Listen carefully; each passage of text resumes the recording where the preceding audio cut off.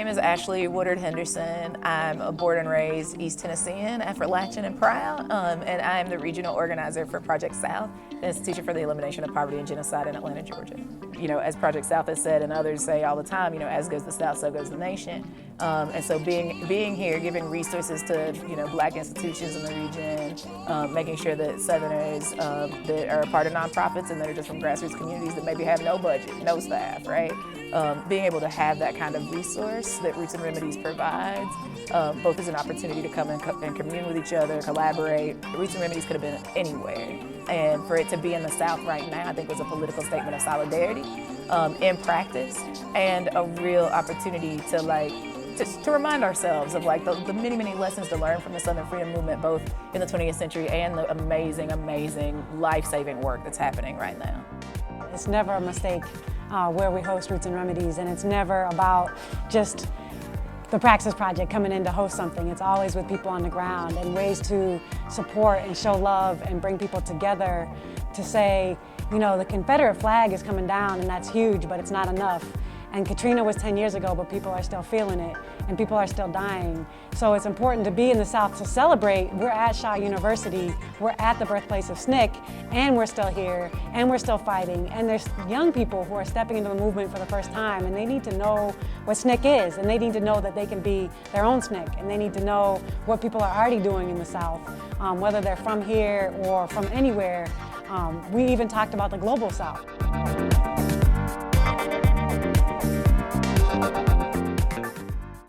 Hello, my name is Joyce Hobson Johnson, and we're here at the Beloved Community Center, which is housed inside of Faith Community Church, a place where I spend a lot of time as we strive to build what we call, and many call, the beloved community for all.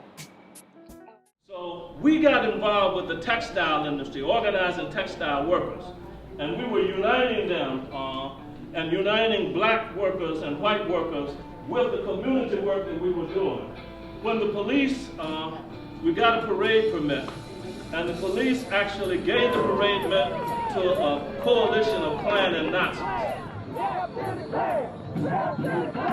who had meetings and put our picture up in the woods and took dry fire on it. The police saw them come into town, unload these guns and put them in the trunks of their cars, and as we were preparing the parade, they drove 5 miles across town, weaving through the city into the Black community. The police saw them doing it, knew they were doing it, followed them over here, stopped their cars. The Klan opened the trunk, pulled out their guns, and shot Jim Waller, president of the Hall River Textile Mill. The jury here, an all-white jury, acquitted the Klan and Nazis of all charges, and it took 5 years to organize a legal case in which, for the first time in the history of the nation, to my knowledge, Klan members, Nazi members, and Greensboro police were found liable for wrongful death.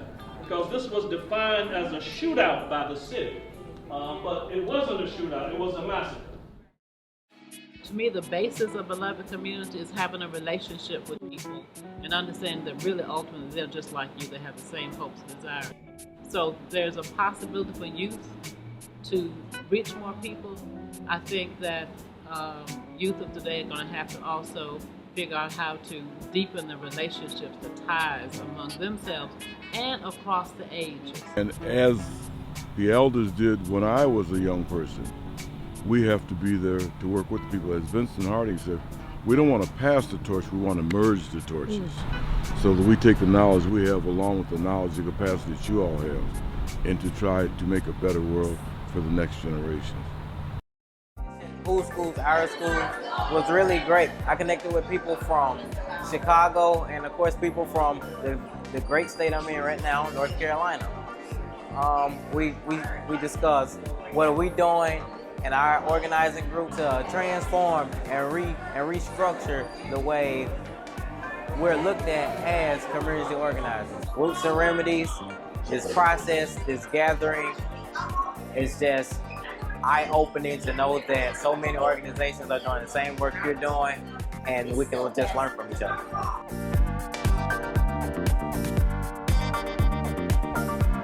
It was awesome to see young men standing up and talking about what they do to support the school system and support youth in their community.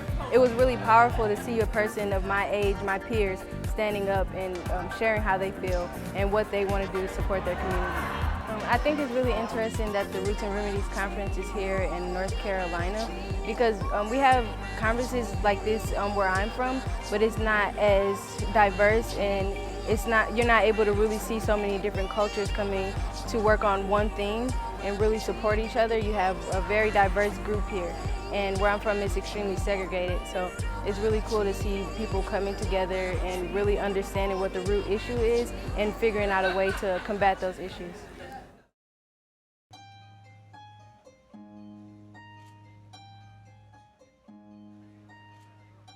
We're going to the Stagville Plantation, which is actually one of the oldest and at one time one of the largest plantations in this state.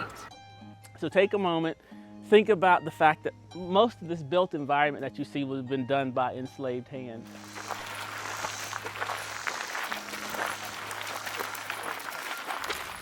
I'm Justin Robinson. I'm a forest ecologist. That's what I do by trade. So a little bit what we were talking about is, so we've got to see the structures and that sort of stuff, but what were people doing? What kind of plants were they using? What were they doing? What were they eating? All of that kind of stuff. Slavery in the South in general is that part of the story that doesn't get told is the native folks who were here. One, who were here already, but two, who were enslaved along with the Africans. This comes forward when we think about our food here in the South, and we think about the way that people treated themselves medically.